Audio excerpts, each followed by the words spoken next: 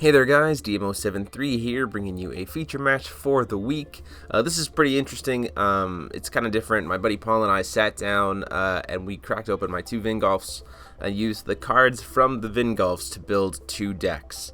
So what we are doing here is we are doing a little exhibition that is going to be just each of us playing purely Vingolf 3 cards. So I am playing black-white with Darkness Dragon, so black splash white, and Paul is playing blue-green with the Water Dragon, so blue splash green.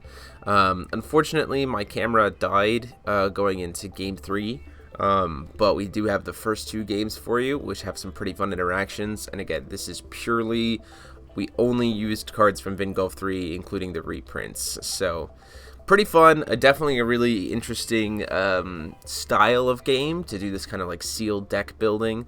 It was a lot of fun, and we got to use a lot of different cards and play cards that we haven't really gotten to use in competitive play very much that like had some relevance here. So Paul's gonna be on the play. Calls his first stone, hits a water stone, so he gets to scry with the resonance trigger from Water Dragon, and then he doesn't have a turn 1. Goes to my turn. I hit the Shining Darkness Stone, or whatever it's called, the countdown stone for black-white, and I go ahead and energize into Pandora. Putting her out pretty early gets me some good aggression and some life gain potential. Paul's going to call for a second stone. He's going to scry again and ship that card to the bottom with his resonance trigger.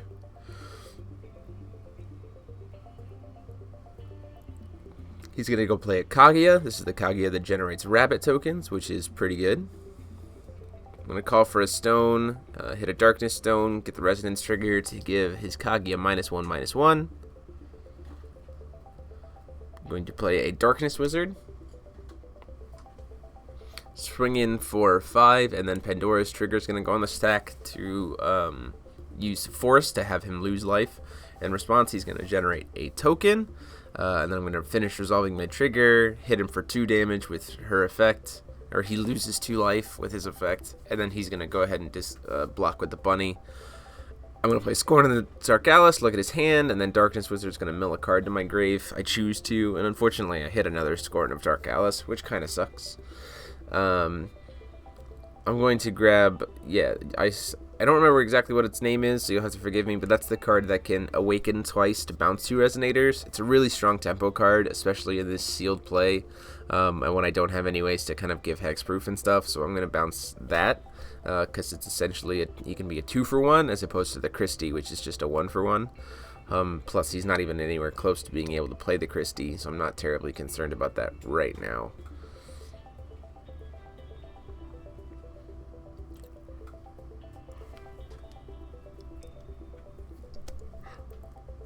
Plays the second Kaguya, so now he gets to start spamming rabbit tokens at my face, which is pretty good, especially if I'm not putting out more blockers. He can just infinitely kind of generate these 1/1 tokens to just keep blocking my damage. And the longer this game goes kind of with the way that's going, the more advantage he's going to have, because he's got a lot more tempo plays than I do. Swing in for 5, get the trigger from Pandora. He's gonna generate a token. Finish resolving Pandora's trigger. He loses 4 life, so he goes down to 34. Blocks with the rabbit token.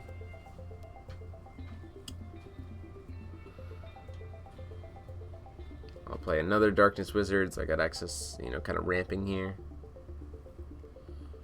I'll play 2, and I'll play an Abdul. Oh no, I play the guy who makes him discard a card. So he has to discard 1 card here. He's going to discard the Water Wizard. And then it goes to his turn. Before he ends my turn, though, he's going to generate that rabbit token, because he might as well. And then recover.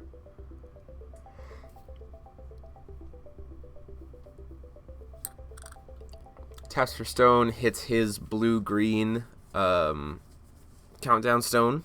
So now he's got a little bit of green access in there.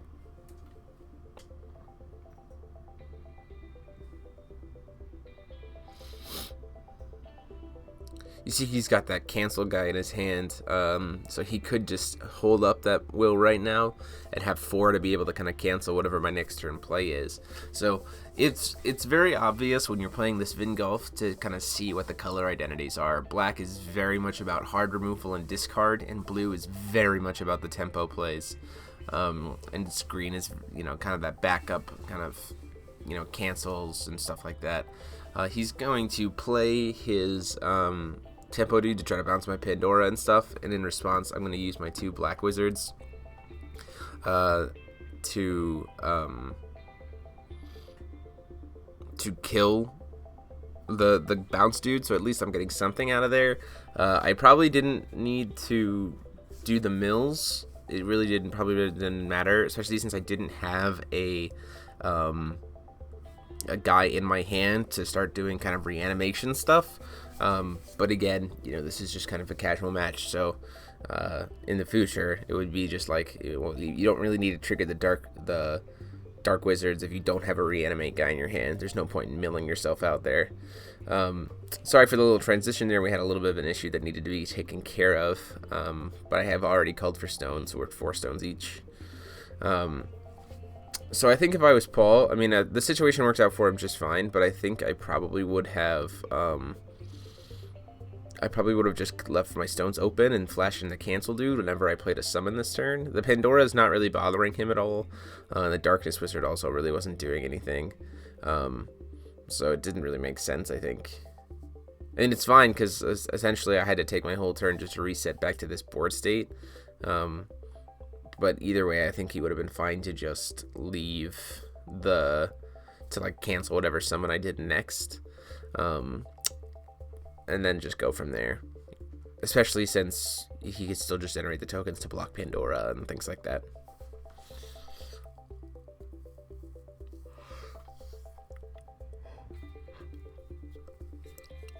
Hits his second green source. He's gonna pay 3 to play Christie and kill my Pandora. It's my big heavy hitting damage dealer right now. Just gets RFG'd. And the problem here is Christie can't be dealt damage by darkness creatures, which is not good for me. I essentially need to see an Endless Night here to be able to make anything happen, kind of moving forward. Because Christie is an 8/7, so she's got a really high defense, but she's too high for a Dark Purge by itself. And she's anything that I try to swing in with, she can literally just block and kill, and she's not gonna die, because all of my creatures have darkness, unless I can find an Arla, because I did play some Arlas in there.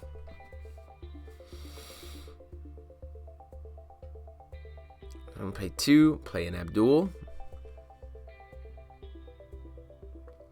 then pay 2 as well, and play another Pandora. So I'm trying to reestablish my board here. The problem is I'm constantly playing catch up in this game. Paul's doing a really good job of keeping the tempo in his favor, especially with the Kakiyas, generating all these extra bunnies that are just free blockers that I have to try to get through. And I'm just running out of cards in my hand.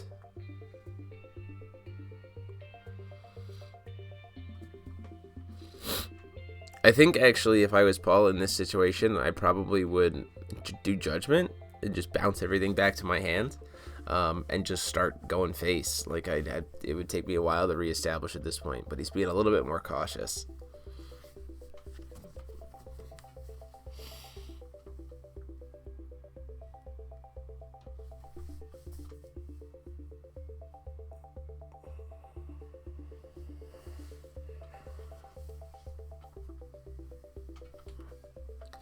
So he's going to pay 4, and he's going to use Charm of the Princess to steal my Abdul.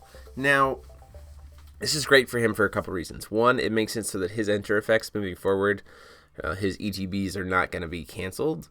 They are going to trigger, which is really huge for him. Darkness deck doesn't really have a lot of ETBs other than the discard dude, but using that to prevent his own, to make it so that his own ETBs will work, definitely helps him here.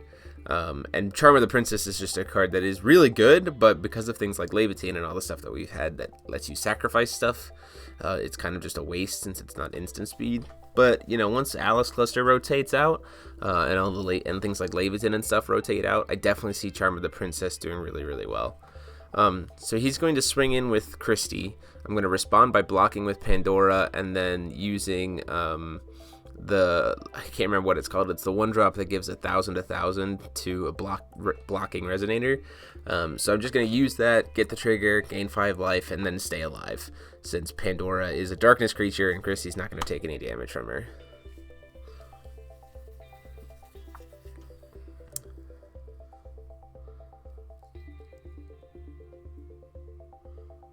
But at this point, in terms of card advantage, Paul is way ahead. I think I have 1 card in my hand at this point. So he's going to swing with a token. I'll block with a Darkness Wizard. Swings with a token. Block with the other Darkness Wizard and kill it. Swings with another token. I block with the 3/3. And then he crashes his token into my Darkness Wizard to finally kill it. So that seemed kind of greedy. I mean, I lost 1 creature and he lost 4 tokens. Sure, he can generate more tokens. And then he's just going to go ahead and kill the Darkness Wizard with the Kaguya, because he has another Kaguya in his hand. So at this point, Paul's going to be able to generate 3 tokens a turn, which is insane. Now, I do something here that's pretty stupid. Well, it's not necessarily. I have to try to get those Kageyas off the board. It's super important. Them existing is a natural counter to my ruler, because if I flip, he has to sacrifice 2 creatures, and he can just respond, generate 2 tokens, and then, ta-da, there's my ruler done. Swing with Pandora, the trigger is going to go. I'm going to deal 600 damage, or he's going to lose 6 life, and he's going to generate a token and get the bunny.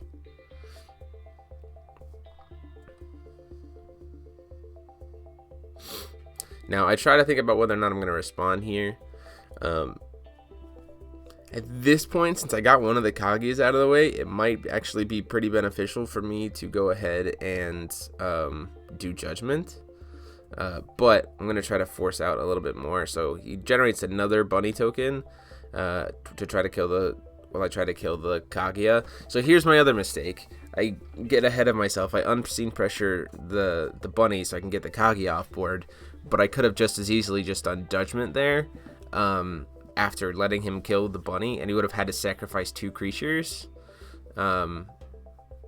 So that was just a mistake. I just didn't need to do that. Now he's got those bunnies back, and those Kageyas back, and I just wasted an opportunity to be able to get a lot of advantage off the board.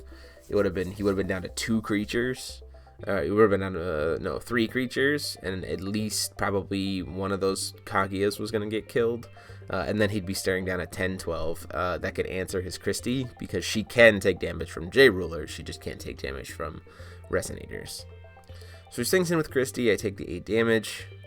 And he just passes the turn to me, so he's leaving all of that will open. You see he's got that cancel dude still in his hand that he's been patiently waiting on.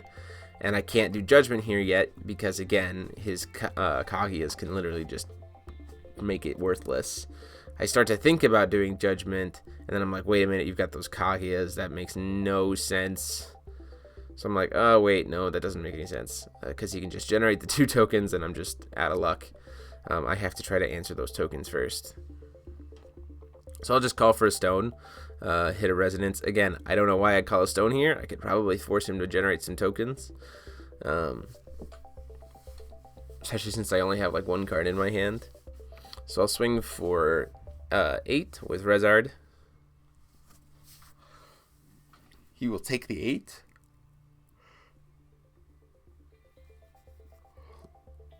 I will play a Shade. And that's where that cancel guy's going to come in. So that was pretty unfortunate for me. Getting the Shade canceled means I no longer have any kind of spot removal. My hand is literally empty, and Paul's just working on a massively advantageous hand. I'm going to swing in with the Pandora. I deal 200 damage, or 200 loss of life. And then he just blocks with the rabbit, and then he just generates another rabbit. So in this situation, these rabbits have really been doing work. Which is funny because Paul, when we were first building the decks, didn't think that the rabbits were going to be very good. But I think that in this situation, in this kind of sealed format, these bunnies are like almost kind of winning Paul the game. If I was Paul in this situation, I feel like he could judgment here pretty safely. He's got lots of will open. He could easily just bounce my board and say like I have to answer it next turn or I'm dead, because it's just with Abdul Christie and FNAF or whatever his name is. He's got 20 damage right there, so he could just bounce my board, swing it in, and then say you have to answer this immediately. But he instead decides to make a play which I think is just as fine. Just thinking about it. Because he's got the bounce dude in his hand, so he can bounce 2 of my creatures back to my hand. So he could bounce my discard guy. He's going to swing for 6 first. I'm going to block with my discard dude. I'm thinking about it. Nope. Decided to take the 6. Go down to 31.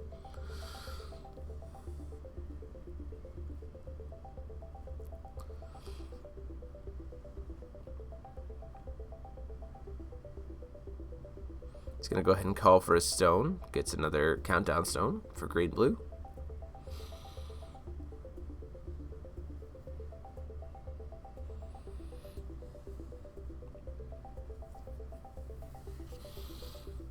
Just thinking about how he wants to play this here. He's got my Abdul, so my discard guy doesn't really do anything, but he's trying to get the most value possible out of that bounce guy first.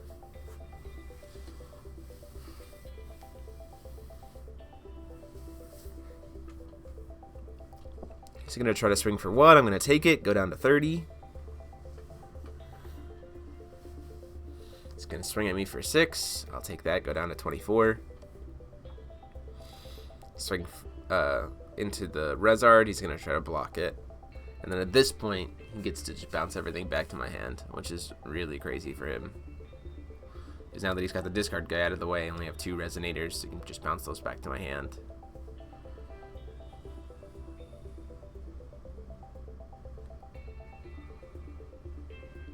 Passes the turn to me. In the upkeep, I cast an Unseen Pressure on a Kalgia for fun, and then Scoop, because the only cards I have left in my hand are Rezard and are the 2 creatures, and he'll just flip and bounce them. So, game 1 definitely goes to Paul, but let's see how I do in game 2.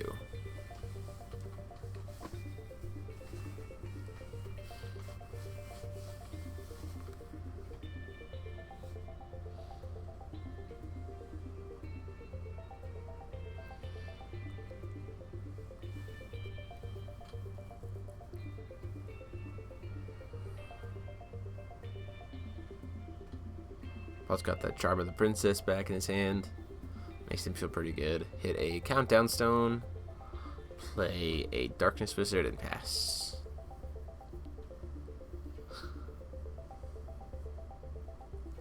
He has that Energize. Taps for his stone. Hits his green source. We each played 1 basic of the other color. Grab a stone. I have to give a -1/-1 to Darkness Wizard. Use Darkness Wizard to cast Scorn. I am going to trigger. I get another Darkness Wizard milled, which honestly is fine. I'm going to hit... I see that he has 2 of the bounce dudes in his hand, but I am going to hit the cancel guy because he just has the most impact kind of at this point. And then I'm going to play a Shade. So now I have some kind of removal for next turn if somehow Paul top decks something important.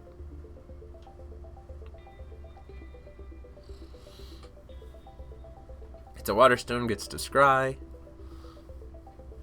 He's going to decide to keep that on top.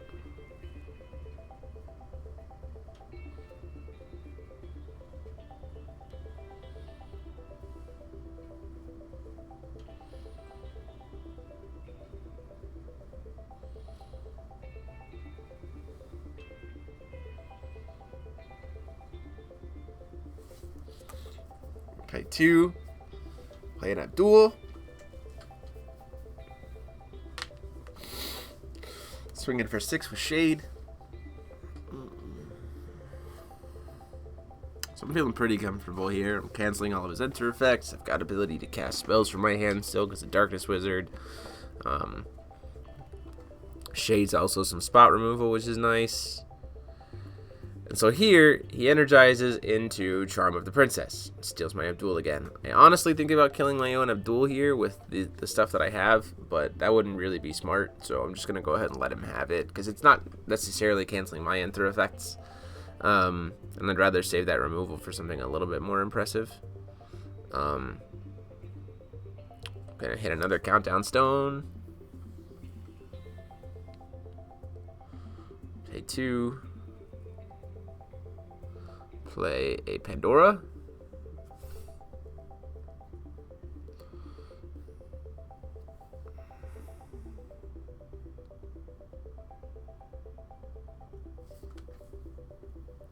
And then at that point I pass the turn.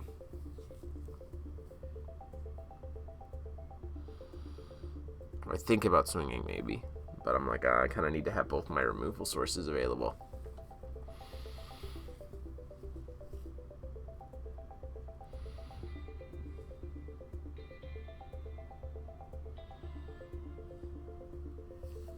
It's like, do I try to swing in here?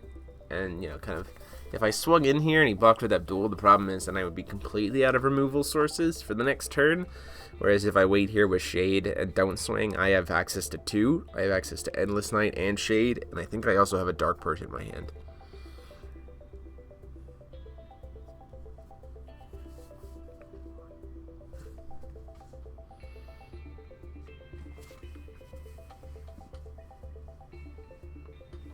Spell taps for that stone. Scry it again. Sees how many cards I have in my hand.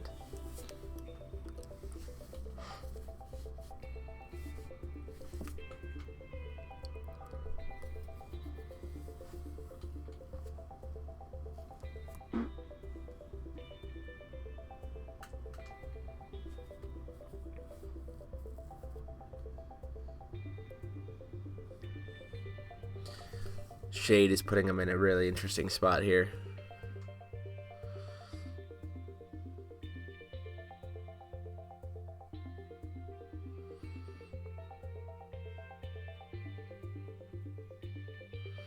Because anything he plays might get killed in response to whatever enter trigger he has, so he has to play it kind of smart. So he just passes the turn, and then during the upkeep, I'm going to go ahead and get that Abdul out of the way. So the Dark Purge.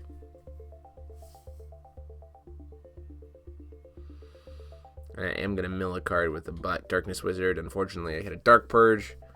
Again, this is a case of, like, I don't necessarily need to be milling cards if I don't have a, you know, kind of a reanimate card in my hand. Tap for a stone. Get a Darkness Magic Stone. Give the -1/-1 to Shade, because I have no intention of swinging with Shade this turn. Swing for 5, get the Pandora trigger, seeing if he has any kind of response to it.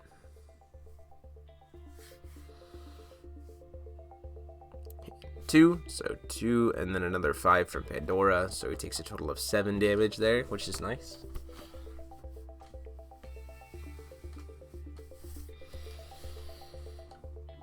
So Pandora is going to be an interesting card. The fact that she says lose life and not damage is also going to be really impactful against, like, Tree. You know, the fact that you can get down to, like, 2 life, and then, or, like, get them down to 1 life, and then Pandora can just be like, well, okay, I'm just going to swing and you're going to die.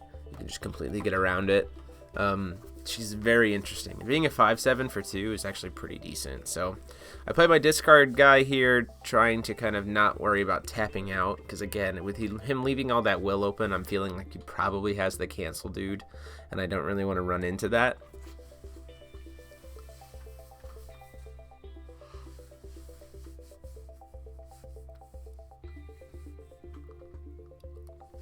So my job here is to not overextend.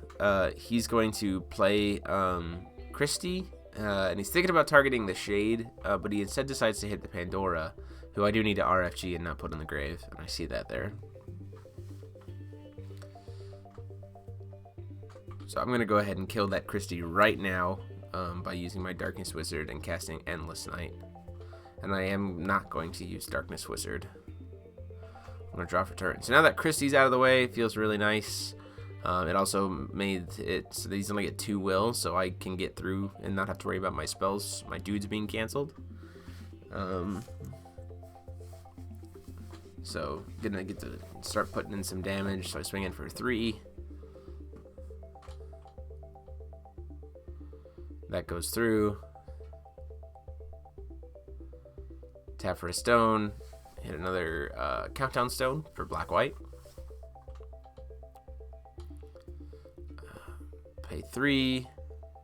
Noticing that he can't cancel my dude, so play a Rezard. And then pay another 2 and play a second Shade. So I'm out of cards in my hand, but I still got lots of removal on board. Plus I have access to my dragon, which feels really nice. So this is an important lesson. He's trying to do some stuff here with Charlotte's Water Transformation Magic and the Separation of Body and Soul. Just remember that Separation of Body and Soul is not an instant, and so I kind of correct him on this twice because he's getting a little bit frustrated with the fact that he's staring down a massive board. He can cast the Charlotte's Water Transformation Magic and upkeep, but then he has to go into his main phase and recover to be able to cast Separation of Water and Body and Soul. So he hits his other countdown stone. He's got a second his third green source, plays Separation, kills my Rezard.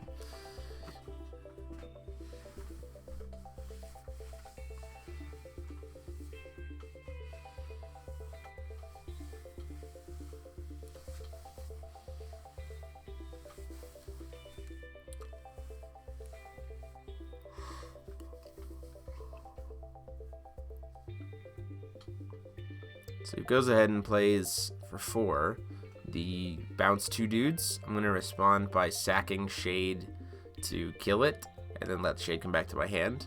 So I will gain 6 life because Shade dealt 6 damage. So overall that felt kind of iffy. That was essentially a 1-for-1, but I also gained life, and I can just recast Shade for next turn, which doesn't seem super good. But he had to start making those tempo plays, I think. So I swing in for 3, get that 3 damage, go down to 21.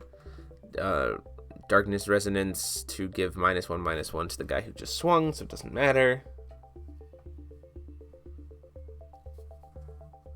And then I'm gonna play Dracula since he is, he couldn't cancel it, and then I'll follow it up with the Shade.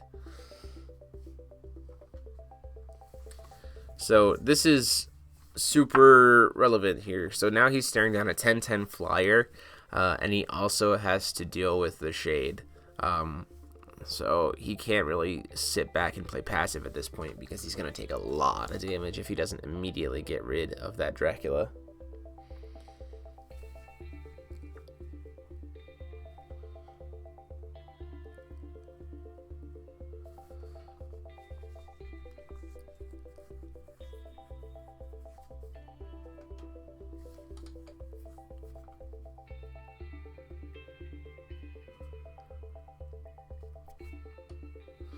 So Paul's trying to figure out what to do here. He's got a lot of that bounce guy in his hand, but he's got to be careful about, how he plays things out here.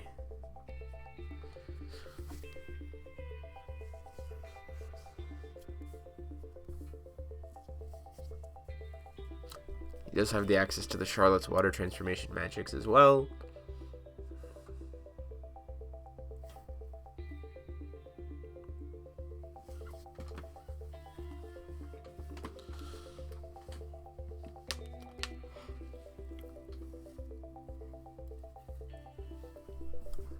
He's going to pay 4. He's going to bounce the Shade and the Dracula back to my hand. I'm just going to use that Shade to kill his guy. Put Dracula back in my hand, which is fine. Go up to 52 life. So the reason why he has to that kind of plays weird if he wants to play passively, even though he's got some quick cast dudes, is he also has to deal with Shade. So like he would have to like Charlotte's Water Transformation Magic a bunch of stuff before I swing, which just signals to me that he probably has cards, and so I just don't swing. So it's kind of a waste. So he kind of loses. He's just casting cards that don't do anything at that point. So he's gonna flash in Shion in response to my combat. Shion's gonna make herself really, really big, high defense, and block, and my guy's clearly going to die.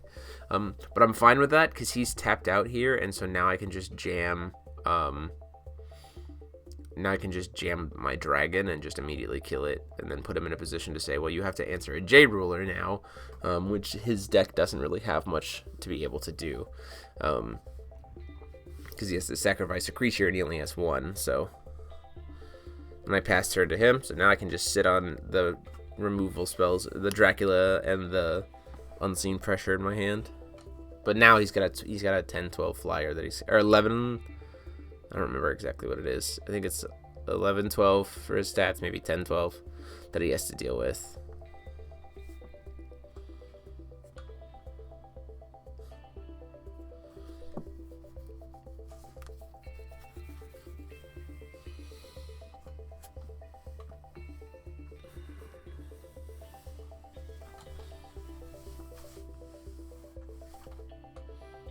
And the problem is he doesn't have anything in his hand that can answer a J ruler, especially not a flying J ruler, which is pretty bad for him. Call for a stone. He's going to scry. I'm going to recover. He just passes this. He just passes. I start to go play Dracula, and then I go, wait a minute, wait a minute. Leaving all that will open, he's probably got a cancel guy, so I'm not going to worry about it. I'm going to try to get in my damage first, which will put him down to, I think he's actually at 10 here, or no, he'll be at 11, and then I'll swing in for 1 with my Darkness Wizard, which will put him down to 10, if he decides not to quick cast something in. Problem is, if he uses his quick cast guy, he doesn't get to worry about, he doesn't get to cancel my Dracula, which is pretty bad. So he's going to take the 2 damage, so that'll put him down to 9 actually. And then at the end of the turn, he feels like he has to, he'll just flash in the quick cast guy.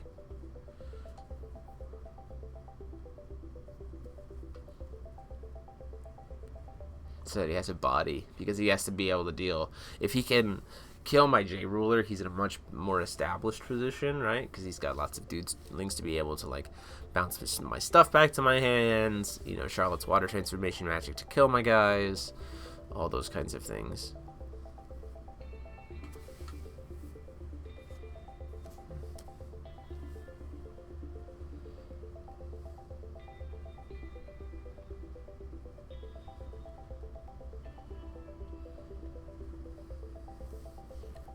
So he swings into my Darkness Dragon, which signals to me that he probably has Rapid Growth in hand. So I'm going to let him cast the first Rapid Growth, and then in response to the Rapid Growth, I'm going to go ahead and Dark Purge his guy. So he can't cast Rapid Growth again because it's already on the stack, but it also doesn't have the +4/+4 bonus, and so it's going to get -6/-6 and then die. And at that point, he just scoops because he knows that I'm just going to swing in. So that is actually it for today. Because again, like I said, the third game got cut off because of the battery dying on my camera. But again, the deck profiles will actually be up for these 2 decks this weekend. This was a super fun format to play. I definitely recommend, if you have a couple Vingolf 3 boxes, sit down and goof around with your friends and build some 2-color decks. It really got back to the game on the core. Like the core mechanics of the game, and it was really fun back and forth to goof around and really enjoy this kind of format. So definitely recommend checking it out for yourself. Huge thanks to Paul for sitting down with me and playing these games.